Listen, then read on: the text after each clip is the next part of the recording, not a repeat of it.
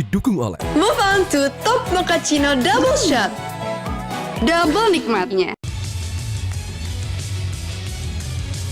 Selamat malam pemirsa, penjualan otomotif nasional di semester pertama tahun ini menunjukkan penurunan yang salah satunya dipicu ketidakpastian ekonomi global dan melemahnya daya beli masyarakat yang membuat masyarakat menahan diri untuk membeli mobil. Apakah penurunan penjualan mobil ini akan menjadi tren yang terus berlanjut? Apakah pemerintah akan memberikan insentif untuk menggenjot penjualan otomotif? Pemirsa, bersama saya Luna Samosir, inilah Top Ekonomi. Mobil baru sudah murah, kenapa masih lemah?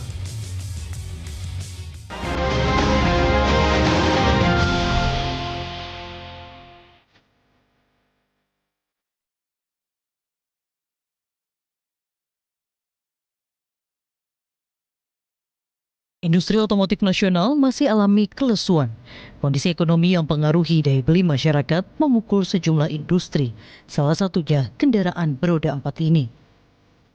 Data dari Gabungan Industri Kendaraan Bermotor Indonesia Gaikindo menunjukkan penjualan mobil di pertengahan tahun 2025 menunjukkan tren penurunan. Pada bulan Mei 2025, penjualan mobil dari pabrik ke dealer tercatat sebanyak 60.613 unit, turun 15,1% secara tahunan dari jumlah sebelumnya sebanyak 71.391 unit. Selain itu, total penjualan mobil selama Januari hingga Mei 2025 sebanyak 316.981 unit juga turun hingga 5,5% dibandingkan periode yang sama di tahun lalu.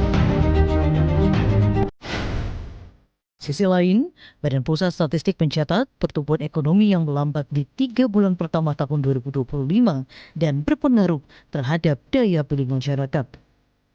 Kondisi ekonomi seperti ini membuat masyarakat berpikir dua kali sebelum putuskan membeli mobil. Sementara itu, untuk kembali menggairahkan pasar otomotif, Kementerian Perindustrian mengusulkan adanya insentif, di antaranya berupa penanggungan pajak oleh pemerintah dan juga penundaan opsen pajak kendaraan bermotor. Dibutuhkan langkah yang tepat dari pemerintah untuk menggerek kembali angka penjualan mobil dalam negeri. Jangan sampai industri otomotif yang termasuk dalam industri padat karya ini semakin terpuruk.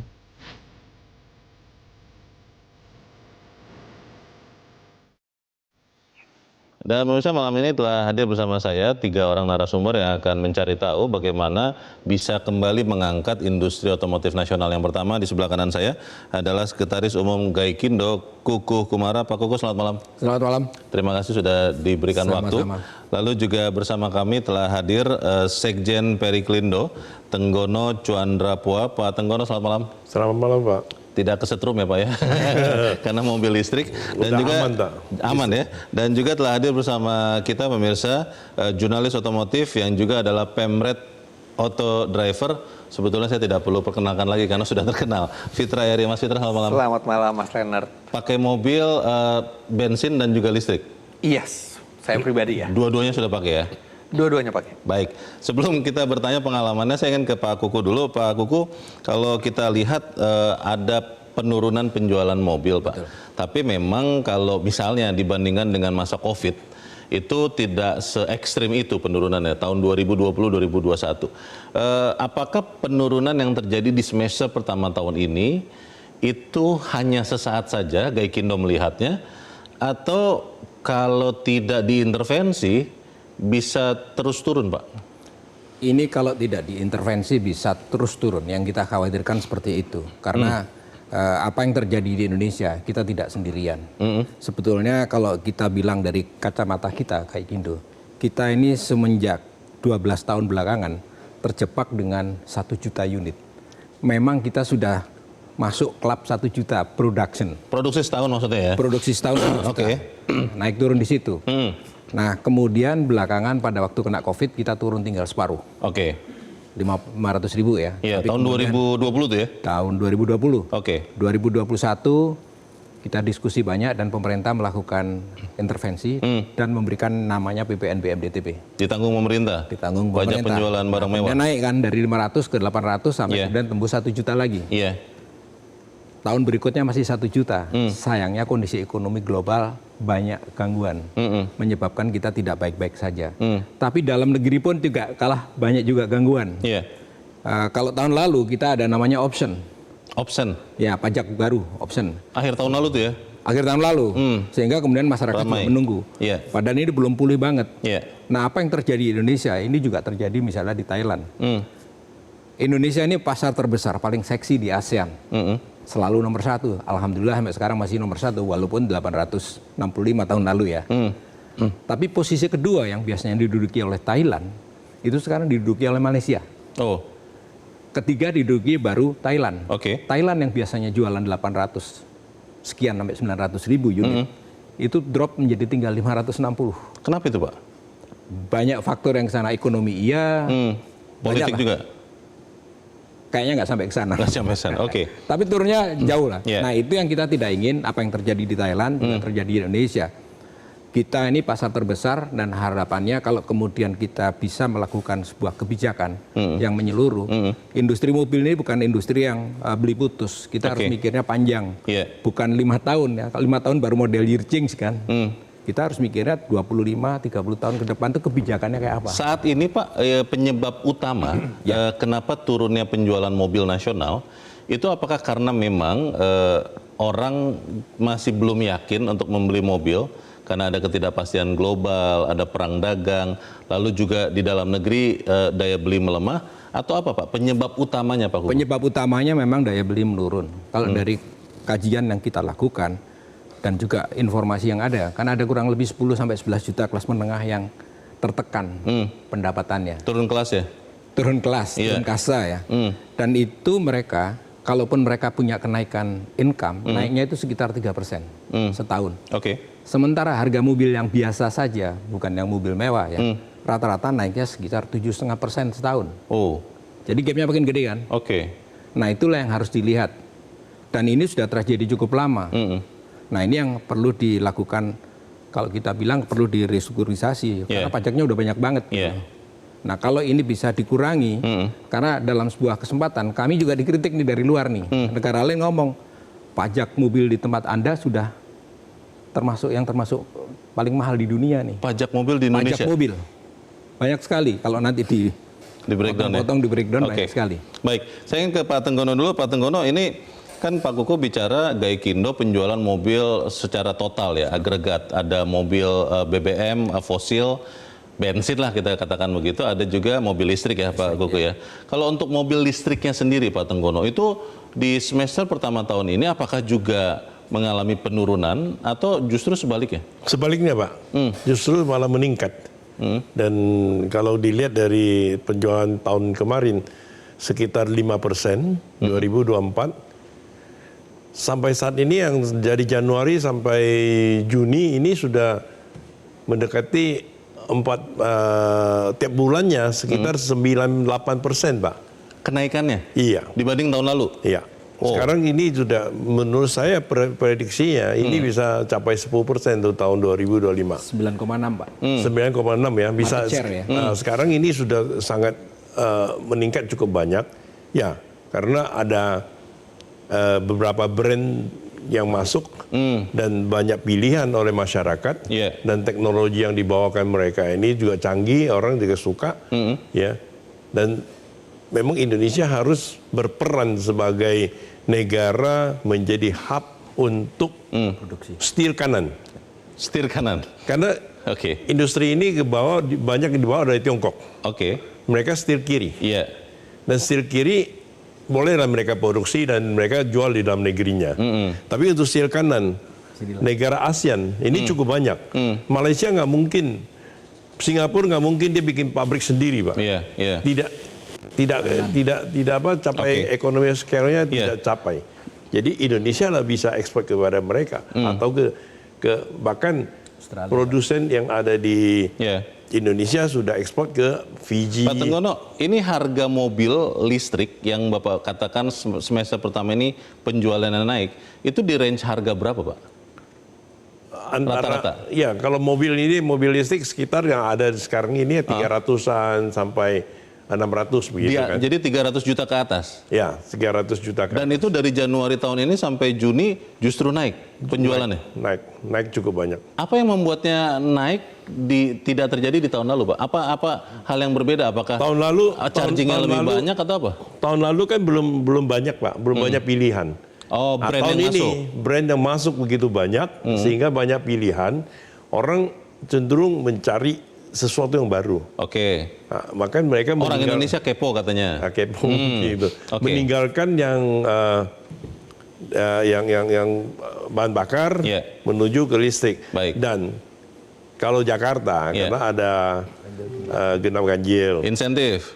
Nah, Bebas ada ganjil genap. Bebas ganjil genap. Asal ada garis biru di plat nomornya. Dan sebenarnya dengan pakai mobil listrik itu saya juga pakai Oke. dengan sangat irit sih. Baik, sebelum Pak Tenggono melanjutkan promosi, saya ingin ke Mas Fitra. Mas Fitra, kalau tadi Pak Kuku berbagi kekhawatiran ya, walaupun belum se-ekstrim penurunan di saat COVID, Anda sebagai pengguna iya, tester juga iya, influencer juga, Anda melihat bahwa penurunan penjualan mobil ini bisa berlanjut, katakanlah di semester kedua tahun ini, atau seperti apa Mas Fitra? Kalau saya prediksi dan harapannya, ini tidak akan berlanjut terlalu lama. Oke. Tapi memang benar seperti yang dibilang oleh Pak Kukuh, bahwa beban pajak bagi pembeli mobil di Indonesia itu sangat besar. Nanti mungkin akan dipaparkan oleh Pak Kukuh pajak apa saja, termasuk sampai pajak progresif juga. Nah, yang menarik di sini adalah penjualan mobil menurun. Padahal mereknya makin banyak, bahkan penjualan mobil listrik Naik. meningkat. Nah, selain memang ekonomi global yang lagi ada ketidakpastian, Yeah. ada perang yang membuat orang juga ada sebagian yang khawatir dan menunggu Menahan atau diri ya? menunda untuk pembelian. Kemudian pertumbuhan ekonomi Indonesia juga yang tidak secepat pertumbuhan harga mobil. Iya. Ada juga kalau kami melihat dari sisi konsumen, insentif yang diberikan ke pemerintah itu banyak untuk mobil listrik. Oke. Dan itu efeknya adalah mobil listrik berkembang sangat baik. Iya. Bagi orang yang mampu, artinya tidak kekurangan daya beli. Kalau karena krisis ekonomi global kan itu orang yang tidak punya daya beli itu sudah mengurangi orang yang beli. Tapi bagi orang yang punya daya beli, tidak semua orang itu sudah yakin mau membeli mobil listrik. Di satu sisi, mobil listriknya harganya murah. Oke. Murah ini berapa? Pertama kali keluar mobil listrik itu yang kecil saja bisa di atas 500 juta rupiah. Iya, Sekarang iya. dengan bahkan ada yang di bawah 200 juta rupiah sekarang. Mulai ada ya? Iya. Ketika insentif pemerintah ditambah juga merek-merek itu bisa melakukan efisiensi mungkin di perusahaan sampai membuat harga yang sangat menarik untuk konsumen. Ini sangat menarik untuk konsumen yang memang sudah ada ketertarikan membeli mobil listrik. Oke. Bagi yang belum siap atau mungkin di daerahnya infrastrukturnya kurang bagus atau dia sendiri masih belum bisa menerima perubahan teknologi yang cepat, ini jadi dilematis. Mobil listrik ini murah, Oke. tapi saya nggak mau mobil listrik. Iya. Sedangkan mobil yang biasa jadi terasa kemahalan. Akhirnya mereka kita tunggu dulu deh, kita tunggu beli dulu deh. Kalau apalagi karena fenomena seperti itu, pabrikan mobil sekarang trennya menjual mobil yang baru kadang-kadang harganya bisa lebih murah daripada model sebelumnya. Oh. Yang ada mobil sebelumnya mengalami depresiasi yang besar. Iya. Wah, saya tunggu dulu deh kalau gitu. Ini beli mobil sekarang dianggapnya adalah ini berbahaya buat investasi di konsumen karena Karena harganya bisa cepat turun begitu? harganya bisa cepat turun. Khawatirnya begitu? Karena pertumbuhan mobil listrik luar biasa. Mobil listrik itu dari kita harus mengeluarkan di atas 500 juta rupiah. Itu tahun 2022 ya? 2021, 2022 ya. Sekarang tiba-tiba tereduksi bisa mau satu pabrikan mengeluarkan model yang lebih bagus, lebih besar, lebih canggih, lebih lengkap, tapi lebih murah. harganya lebih rendah. Nah, Oke. jadi ada psikologis juga orang sedikit menunda pembelian sampai ini stabil semua. Oke.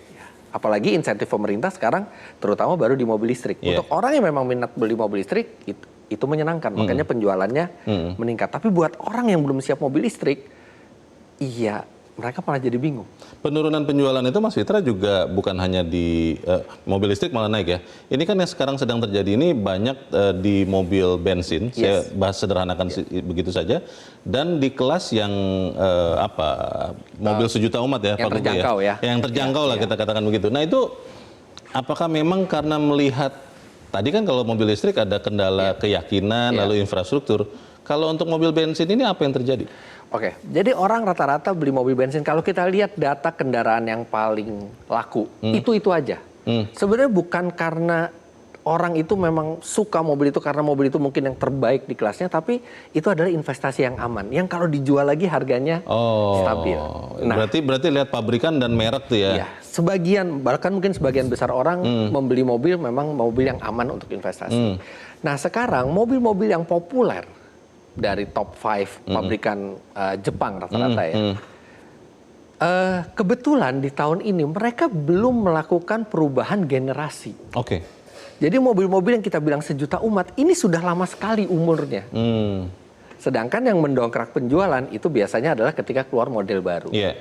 Nah, model baru dari produk-produk terlaris ini belum ada yang keluar. Jadi itu pun punya kontribusi untuk orang menunda pembelian. Oke. Kalau kita lihat gitu ya, bahwa sekarang yang banyak baru itu mobil listrik, merek baru, yang orang mungkin belum punya trust ke merek tersebut. Kenal juga belum jangan-jangan. Sedangkan untuk merek dan model yang sudah punya trust, ini modelnya masih terlalu lama belum berganti. Oke. Pertanyaan besarnya adalah apakah memang tren ini masih akan membaik, berlanjut, semoga tidak, tapi apakah akan membaik ataukah memang pemerintah harus intervensi seperti saat COVID? Pemirsa tetap bersama kami, Top Ekonomi segera kembali.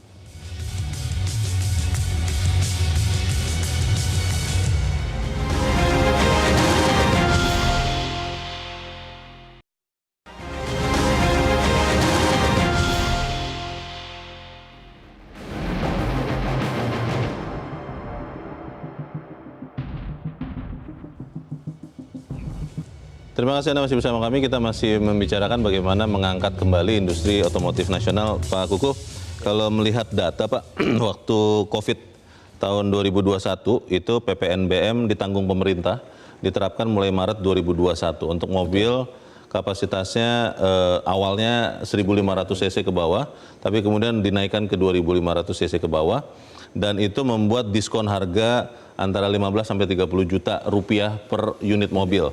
Dan data Gaikindo 2021 memperlihatkan dari 532 ribu penjualan di 2020 jadi 887 ribu Pak. Betul. Ini datanya. Nah itu LCGC dan segmen menengah MPV itu melonjak signifikan. Memang betul bahwa penurunan yang terjadi saat ini belum sampai 10% ya.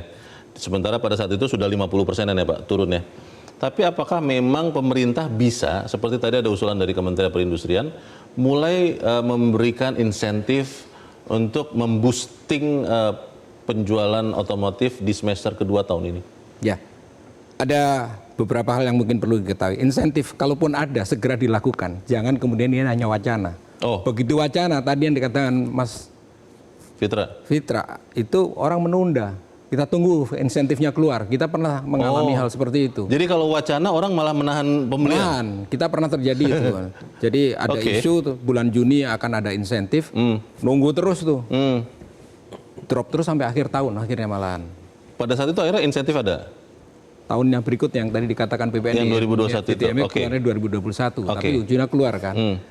Itu merepotkan lah. Gitu. Jadi kalau memang ada insentif ya. Segera eksekusi? Ya, segera eksekusi. Kemudian yang menarik adalah jangan terlalu lama tadi. Nah, yang menarik lagi adalah insentif itu sifatnya kan temporer. Yang kita perlukan saat ini adalah yang lebih mendasar. Permanen, jangkanya panjang. Karena apa? Pelaku industri, prinsipal, itu ingin bisnisnya jangkanya panjang. Industri mobil itu bukan 5 tahunan yang saya katakan tadi kan. 20-30 tahun investasinya seperti apa. Nah kalau kebijakannya itu kemudian panjang, mereka berani model baru di Indonesia, kita kembangkan di Indonesia. Buka pabrik lagi mungkin? Ekspansi lah segala macam. Tadi yang dikatakan Pak Tenggono betul. Tahun lalu kami bersama Kementerian Perindustrian ke Cina. Kita challenge Cina. Silakan Anda produksi setir kiri untuk seluruh dunia di Cina. Setir kanannya bikinlah di Indonesia. Kita bisa ekspor ke Australia setir kanan. Banyak negara karena kita sudah ekspor ke 93 negara saat ini. Indonesia itu sudah swasembada mobil sebetulnya. Jadi kalau ini kemudian terus kita kembangkan, dengan kebijakan yang Iya. jangka panjang, Iya. orang rame-rame datang ke sini.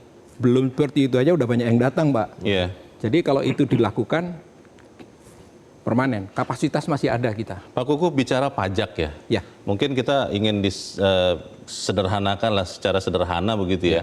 Yang tadi Bapak katakan di Indonesia orang dari luar mengatakan salah satu yang pajak mobilnya paling mahal. Ya. Itu gambarannya bagaimana sih Pak? Mungkin saya beri gambaran dengan menyebut mungkin sederhana aja ya. Mohon maaf menyebut merek, Pak. Itu Toyota Avanza itu kan dibuat di Indonesia. Avanza, oke. Avanza dijual di Indonesia, tapi juga diekspor. Kita ekspor ke Malaysia yang sekarang posisinya nomor 2. Di sana 1 tahun dia bayar pajak nggak sampai 5 juta, nggak sampai 1 juta. Tidak sampai 1 juta Tidak pajaknya sampai 1 per tahun, Ya. pajak mobilnya. Pajak mobilnya. Yang dibuat di Indonesia tadi ya? Ya. Oke. Di Indonesia kita bayarnya 4 jutaan. Pajaknya. Ya, selisihnya berapa cukup banyak kan? Itu unitnya sama persis. Sama persis dong dibuatnya di sini kok. Oke. Hal itu juga terjadi mungkin ada yang dari buat di sini, diekspor ke Thailand. Pertanyaannya sama. Itu tapi kan begini Pak, dengan pajak-pajak itu kan sebetulnya juga menghidupi industri-industri turunannya. Betul. Kalau kemudian katakanlah misalnya yang tadi gambaran Avanza itu berapa sih Pak harganya Pak? Ini untuk gambaran kita saja. 300-an ya. 300-an juta. Sampai 300-an, 200 sekian lah. sampai 300. 200-an juta. Ya. Di Indonesia berarti pajaknya hampir 5 juta setahun. 4 juta 5 4 jutaan. Kalau kemudian diturunkan, itu kan nanti berdampak ke hal-hal lain Pak. Bagaimana Pak? Begini, kalau diturun, kita punya kapasitas produksi sekitar 2,2 juta. Kalau kemudian harganya relatif lebih terjangkau, data kami menunjukkan 70% orang Indonesia yang beli mobil itu adalah beli mobil yang dikatakan Mas Era tadi, Fitra tadi kan, di bawah 300 jutaan. Kalau ini lebih terjangkau lagi, makin banyak yang beli. Oke. Kalau makin banyak yang beli, produksi jalan terus, komponen jalan terus. Saat ini dengan kapasitas yang sekian, 1,5 juta orang kerja di sana. Iya. Itu yang di sekitar pabrikan-pabrikan itu kan ada Iya. kos-kosan, Iya. ada makanan, Multiplier efeknya ya. multiplier efeknya asuransi, bengkel, banyak Leasing. sekali. Rasio kepemilikan mobil kita masih rendah. Jangan ngomong macet ya, karena kemudian rasio kita 99 mobil per 1.000 penduduk. Iya. Memang ada yang kemudian mengkritik, wah ini jalan macet. Saat kita sudah produksi mobil naiknya 5% setahun, jalannya waktu itu hanya numbuhnya nggak sampai Iya. 1%. Suka ketinggalan. Tapi kalau seperti yang 2021 terjadi Pak, PPNBM, pajak penjualan PPP. barang mewah ditanggung pemerintah, saat ini masih belum dong Pak? Masih belum perlu seperti itu? Kenapa harus nunggu sampai lebih parah ya? Kalau kita segera bisa bangkit ya. Karena mungkin yang kita butuhkan bukan lagi insentif jangka pendek, jangka panjang. Nah kalau jangka panjang kan sifatnya, oh ada kepastian lebih baik kan di Oke. industri otomotif Indonesia. Iya. Kita tembus yang 1 juta. Karena apa? Dari data kita juga menunjukkan, Iya. di tengah kondisi yang lagi sulit, orang akhirnya beli mobil bekas. Nah, pasar mobil barunya nggak sampai 1 juta, pasar mobil bekasnya 2 juta. Artinya pasar mobil di Indonesia ini Ada. 3 jutaan, Pak. Baik. Pak Tenggono, kalau mobil listrik kan mendapatkan banyak insentif ya. Ya. Untuk sekarang, kalau saya perlebar sedikit Pak, ke motor listrik Pak. Karena kan mobil dan motor listrik, itu apakah masih terus menikmati insentif yang sama atau seperti apa kondisinya? Motor udah tidak ada lagi subsidi, Pak. Tidak ada lagi subsidi? Tidak ada. Bukan Yang seperti yang dikatakan Pak Kuku, sudah diberitahu, dikeluarkan, tapi Nggak keluar. realisasinya tidak ada, semua pada tunggu. Itu yang 7 juta per 7 juta per motor? per motor, Per unit ya? per KTP, per Oke. identitas. Itu maksudnya tahun ini saja atau tahun lalu juga? Sejak tahun ini belum ada realisasinya, belum ada. Itu menekan penjualan Pak? Oh iya Pak, sakit gigi kalau kita lihat mereka. Sakit gigi itu maksudnya? Hah? Udah sakitnya nggak karuan, udah pada dealer yang menjual juga setengah mati, pabrik juga udah pada kolaps, gitu loh.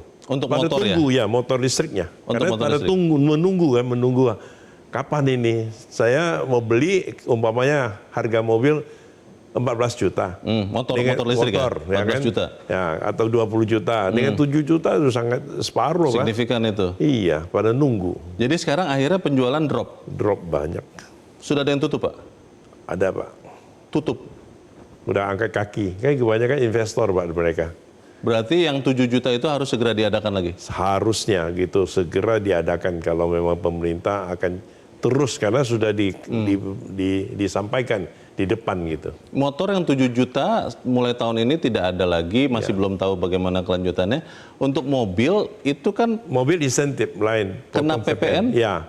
Berapa persen, Pak? Kita konsumen cuma bayar 2%. 2%? 10% ditanggung pemerintah. Oke. Dan satu lagi Pak yang mengenai yang dari motor listrik, motor BBM ke konversi. Konversi? Yang itu 10 juta Pak. Ini juga nggak jelas. Maksudnya nggak jelas? Belum keluar? Belum keluar. Tahun ini saja atau tahun lalu juga? Sebelumnya ada, tahun ini nggak ada. Tahun ini belum ada? Ya, Belum ada mungkin, Pak? ya kita Sedang nggak tahu. digodok? Mungkin Pak, mudah-mudahan ada. Oke. Makanya kita harap pemerintah cepat kalau memang ada Ya. disediakan supaya ekonomi ini bisa hidup kembali mereka Baik. ini. Kami sebetulnya berusaha mengundang perwakilan pemerintah. Salah satu yang terakhir kami coba undang adalah Direktur Jenderal Kebijakan Fiskal, tapi berhalangan hadir. Dan pertanyaannya adalah, apakah benar insentif atau potongan pajak itu yang diharapkan oleh konsumen? Nanti saya akan bertanya ke Mas Fitra, tapi kita harus jeda dulu pemirsa dan tetaplah bersama kami. Top Ekonomi segera kembali.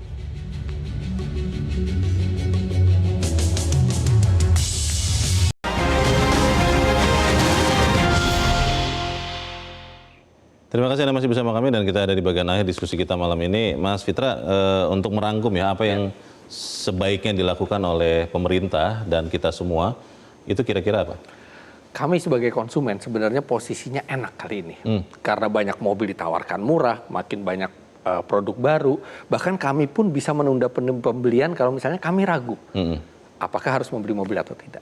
Nah, tapi peran kami sebagai konsumen sangat penting untuk menjaga kelangsungan hidup industri otomotif. Karena tanpa kami membeli produk mereka, akan ada 1,5 juta tenaga kerja yang dipertaruhkan di industri otomotif. Nah, bagaimana menstimulus kami untuk bisa membeli mobil, itulah yang harus dipikirkan bersama-sama antara Gaikindo dan tentunya peran utamanya pemerintah. Nah, kalau saya sebagai jurnalis berbicara, salah satu kunci untuk membuat industri dan persaingan otomotif yang sehat adalah membuat regulasi yang memang mendukung pertumbuhan industri otomotif dan adil untuk semua, karena kita pengen semua merek itu ada di tanah air, dan konsisten. Karena benar seperti dibilang Pak Kukuh bahwa peraturan kalau diubah-ubah akan membuat orang itu tidak bisa investasi dengan yakin, tidak bisa membuat satu produksi yang efisien. Tapi ketika peraturan itu konsisten dan jangka panjang, itu akan membuat industri otomotif bisa membuat produk yang efisien, harga jual lebih rendah konsumen, bukan hanya dari negara tertentu, tapi mungkin dari semua negara bisa memberikan yang terbaik bagi konsumen. Dan ketika kami kembali membeli produk-produk otomotif itu, maka disitulah industri otomotif itu bisa bergulir kembali. Kita harap apa yang kita bicarakan di tempat ini memberikan sumbangan juga bagi pemerintah dan juga segenap stakeholders. Saya berterima kasih kepada Mas Fitra, kepada Pak Tenggono, dan juga kepada Pak Kukuh. Dan pemirsa, demikianlah akhir dari Top Ekonomi untuk malam ini. Saya Leonard Samosir, terima kasih, selamat malam, sampai jumpa.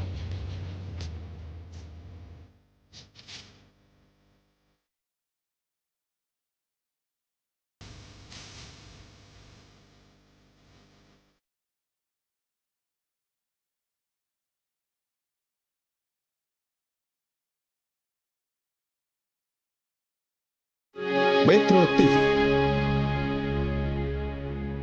Jelajahi cara baru mendapatkan informasi. Download Metro TV Extend sekarang.